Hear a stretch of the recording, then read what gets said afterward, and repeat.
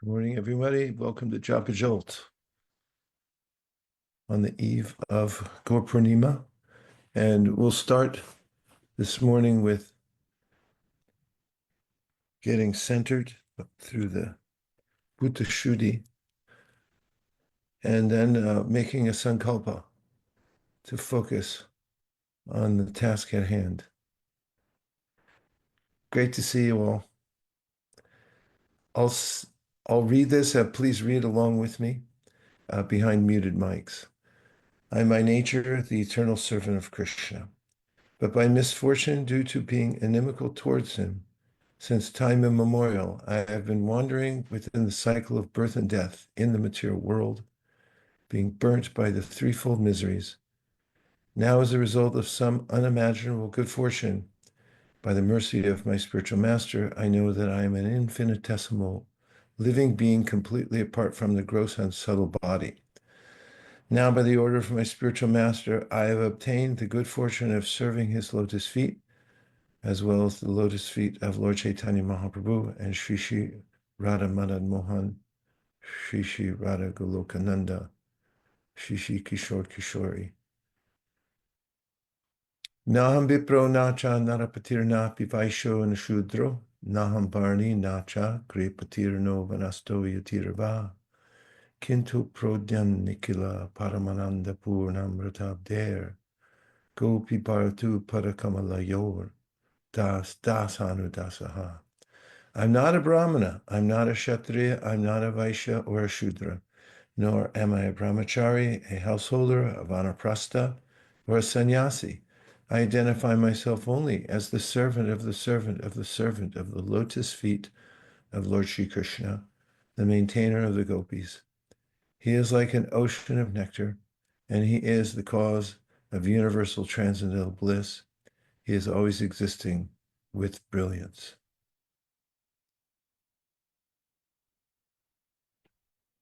And making an intention before chanting means deciding why you're chanting, remembering that Krishna has appeared as an avatar in his name, remembering that he's our ever well-wisher and he fulfills all desires, and that when we chant the holy name, we're directly in contact with Krishna. Considering that these amazing features of the holy name and the gravity of what we're entering into, please take 30 seconds to iterate why you're chanting and just make your intention known to Krishna. It could be as simple as, oh my Lord, O energy of the Lord, please engage me in your service, or any prayer you'd like to make, and I'll go silent for 30 seconds so you can do that.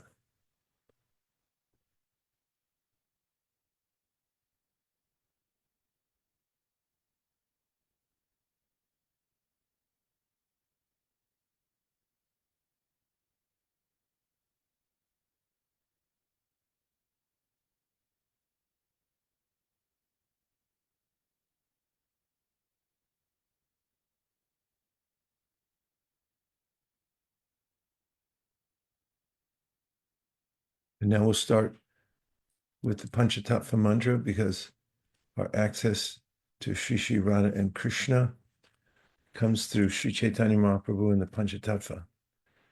Jai Shri Krishna Chaitanya Prabhu Nityananda Sri Advaita Gadadhara Shivasari Gaura Bhaktivinoda. Hare Krishna, Krishna Krishna, Hare Hare, Hare Rama, Rama Rama, Hare Hare. Hare Krishna, Krishna Krishna, Hare Hare, Hare Rama, Rama Hare Hare. How did you appreciate or deal with or feel shortcomings in your unabated direct access to Krishna, the Supreme Personality of God, and his internal potency, Srimati Radharani? Could you feel unabated access? Few comments, take realizations. It's helpful to hear what everyone's thinking. It's a team sport. I felt that really today.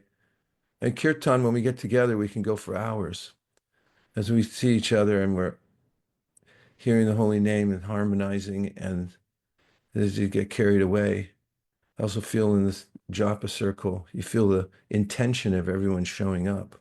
So everyone's got a million other things they could be doing, but you all came here. So that really comes through the screen for me. And also just remembering that when you use your tongue to chant Krishna's names, it's seva. Sevan mukhi jivado. And that's the beginning point for everything. Everything opens up. In fact, it's a direct line to the spiritual world, direct access to Krishna.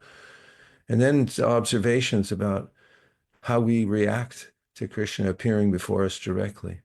And at first it may be that we resist because we have other things to do besides be with Krishna, or we may get carried away by it and have other feelings. So express yourselves. Sharing means caring. Please go ahead. Advaita Chandra Prabhu. Hare Kṛṣṇa. It was nice joining straight to Manjari. Helped me come here. It was really, really blissful. My thing today is a little bit more on a serious note.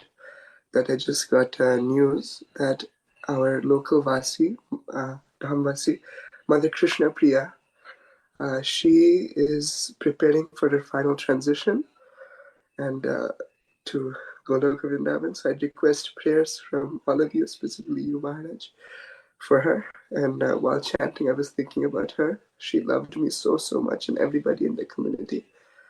And I'd also like you to have ask for prayers for the entire community of New Goloka, that we can go towards, keeping that legacy of her selfless, loving service, as well as, make her proud by doing best in our spiritual practices, etc.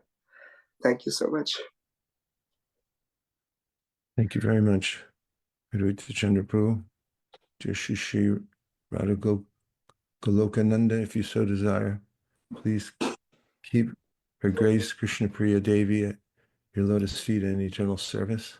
And please give solace to the hearts of all the devotees in the congregation. Thank you for considering our request. Om Tat Sat.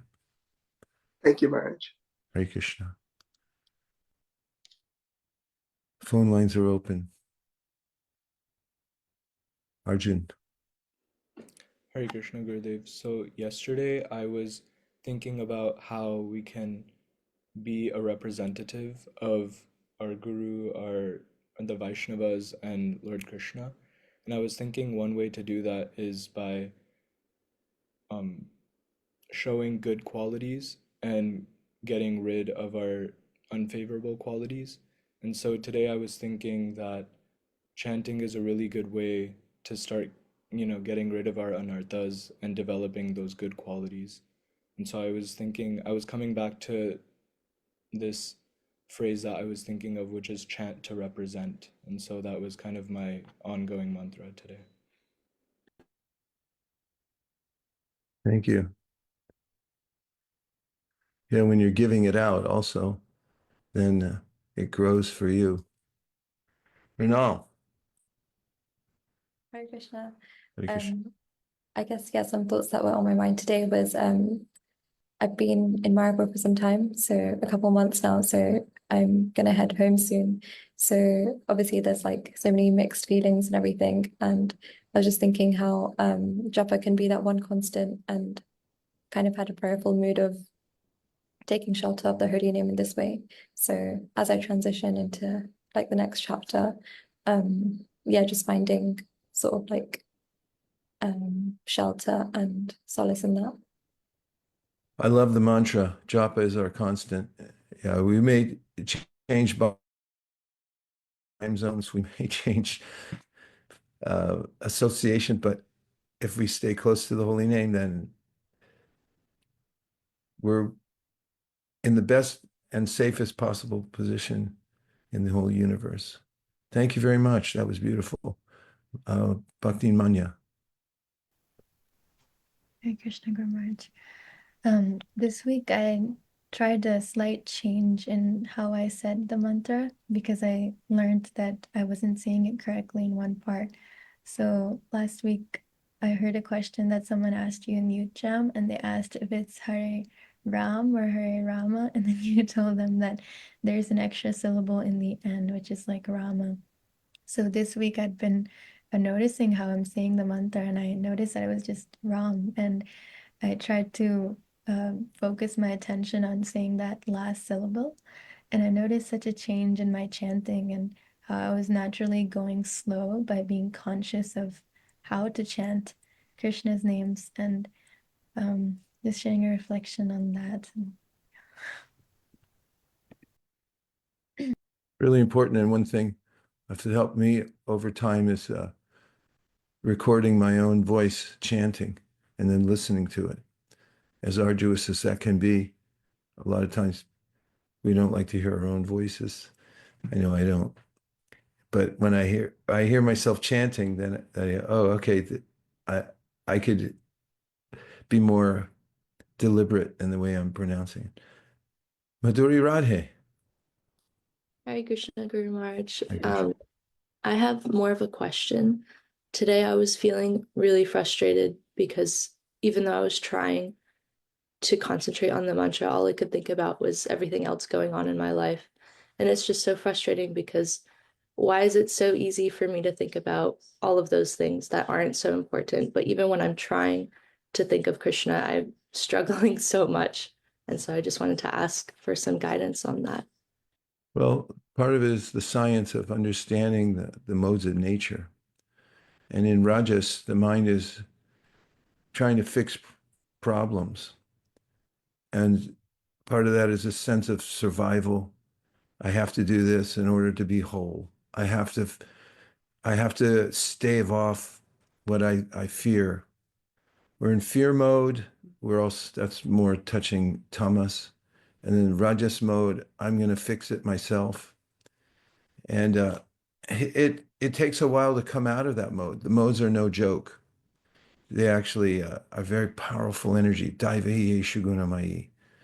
And so how we interact with the modes throughout our days and what we think about, it's not that we just sit down and all of a sudden we just switch over into this pure flow of the holy name.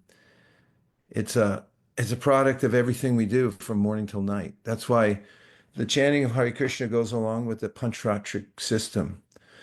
They go on two tracks. So the holy name's the deliverer. There's nothing else needed. But can you just chant? Or do you think about all your problems?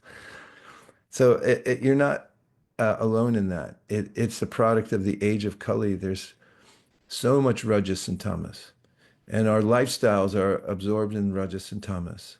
And you do have a lot going on. And you're going to school, you're working, you're doing all these things.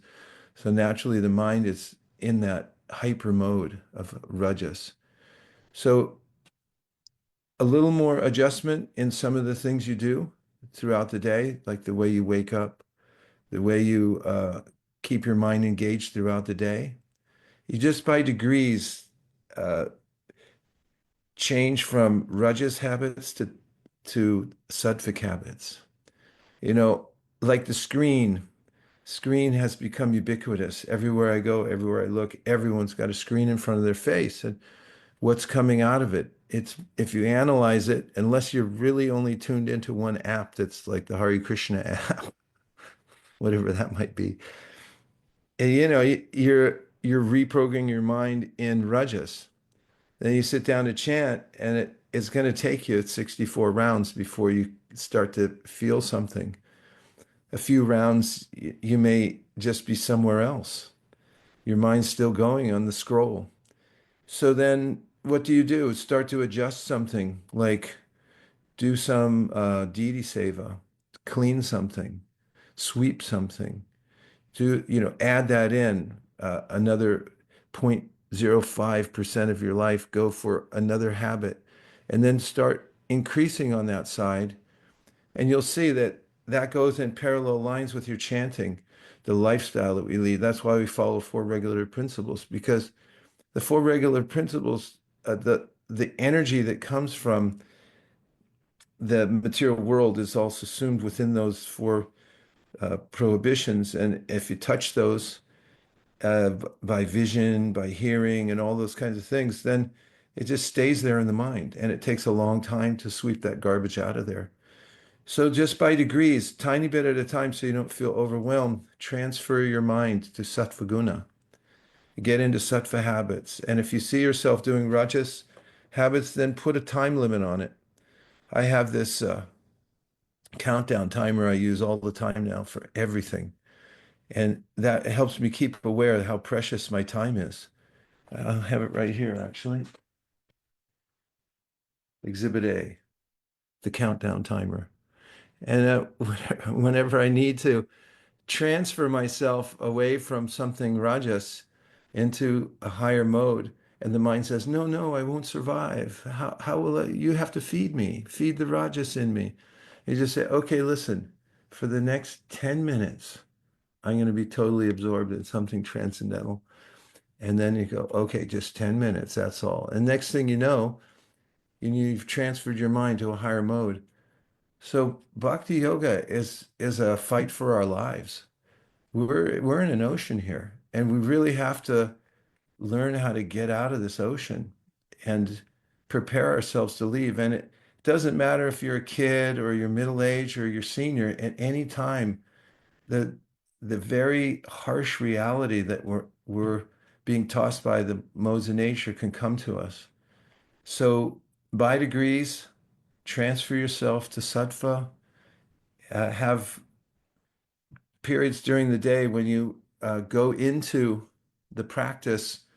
And so when you come to your japa, then it'll be quite natural that you're going to have the effects of all the practices that you're introducing throughout the day. And even a little bit goes a long way. Neha bikramanashosti prativayana vidyate swalpamapya siddharmasya trayate mahato bhayat. And be free from the fear of being absorbed in the material ocean. Boy, that was a lengthy answer. Thanks for asking such a good question, Madhuri Radhe. Okay, Akshara Nitai and Abhinav. Hare Krishna, Guru Maharaj. One thing I was reflecting on ever since you said this was when you mentioned that Bhaktivinoda Thakur said the only thing in the 14 worlds is the holy name. And I've been spending some time trying to think about why in my chanting I don't feel like this is the only place of shelter.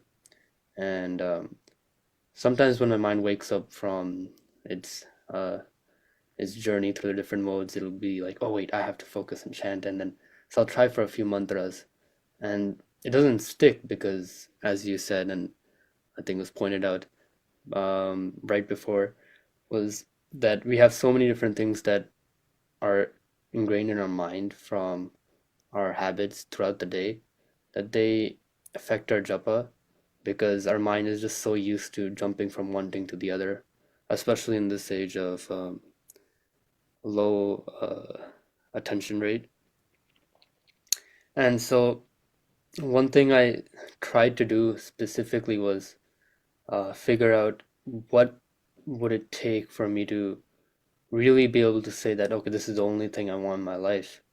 And I try to go reflect on different times where I was like, okay, no, I feel very strongly about this. And all those times have been times where genuinely it felt like that there was nothing in the material world. Like either I got really sick or something untoward happened, and I was like, okay, no, this place isn't it. And I think for me, the only way in which I'd be able to come to a real solid understanding that's constant would be just continuously reading and meditating and really understanding that this place is not the best place to be. And I was luckily able to chance on this quote by Srila Prabhupada where he said that detesting the material world is really where spiritual life begins. And I find myself just carried away. Maybe it's because of my age or whatever else other situation I have in life that, oh no, this place is perfect. I'll be here forever. And then when I come to my japa, it's like, yeah, I have so many things to do. I'll do this, I'll do that, and then I'll be at such and such, and um, that doesn't really apply. So I've been trying to fix that, but it seems like it'll only take time. I can just tell you, Aksharnita, just hearing you say that you're endeavoring to realize that there's nothing else to be had within the 14 worlds but the holy name, just hearing that phrase is an indication of pure devotional service in its budding stage. And that's really the sentiment. It's very simple. I want Krishna. And if you just keep fostering that, Krishna wants to give himself to us fully. So your points are very well taken. It is a cultivation throughout a lifetime. You're definitely on that track. So just lean into it and live a balanced life and keep that mantra in your mind and heart going. There's nothing else to be had. Okay, for the close, Abhinav. Hare Kṛṣṇa Maharaj. This is my first time joining Japa Jolt. Haribol. Thank you for coming. I'm happy to be here. Something you're talking about how you use a countdown timer to help you kind of access a higher mode of like move from rajas to a higher mode.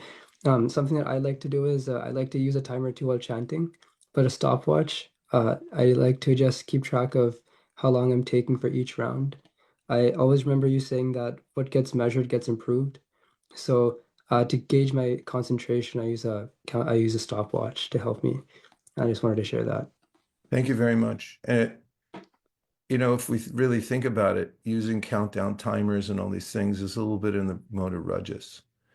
But we're using rajas to get to sattva and to the transcendental stage, stair-stepping our way up. And that's kind of what regulated devotional service is. It's like, what do you mean regulated devotional service? Should be pure spontaneous flow. But we start there with the vidhis and we stick on it. And it's like, that looks like rajas. That's corporate, man. But it's for a higher purpose. It's to transfer ourselves to a place where we do become spontaneous. When it starts to flow, you can't stop it. It's natural. It's not like, oh, I have to do this now. It's like I'm not going to stop doing this. I don't care what else is going on around me. And that's the journey we're on. It's laid out by the great acharyas to tell us, start here. It's very military in the beginning. You have to wake up. You have to do your chanting, and you have to institute all these things into your life. The very word institutes, like rajas, rajas, rajas. But yeah, that's the tool that gets us to the next level. So you're doing it, and this is fantastic to have this ever increasing sense of the importance of japa. It's a movement. And if you get into that and you make that the mainstay of your life, that my japa is strong and I really show up for it, that's the key. Everything else comes into place when we do that properly. And it's a fight, no doubt about it. But it's worth it. It's the real fight that's worth anything in this world. All the other fights, they end up everyone getting bloodied, but this one ends up with you going back to Godhead. That's a good ending to the story. Om Tat Sat. Dear Srila Prabhupada, dear Shri Chaitanya Mahaprabhu, Shri Shri Panchatattva, Shri Shri Radha Madan Mohan, Shri Shri Radha Govinda, Shri Shri Radha Gopinath, Shri Shri Lakshmana Shringadev, if you so desire, please show us how to remove any last vestiges of desire for this material world from our heart. And please let us engage all of our attention and love in your service. Thank you for considering our request. Om Tat Sat. Everyone who agrees with this prayer, even though improperly composed, please unmute and say Hare Kṛṣṇa. Hare Hare Hare Krishna. Kṛṣṇa. Panchakalpatarishya, Kripasinave, Chapatitanam, Patitanam Pavanebhyo, Vaishnavebhyo, Vaisesika Namo Namo Namo. Namaha. Anantakoti Vaishnavi ki Vrinda jai, ki Shri jai. Harinam Prabhu ki jai, or Premanande Haribol. Hari Bol. See you all next week. Hare Krishna. Or sooner.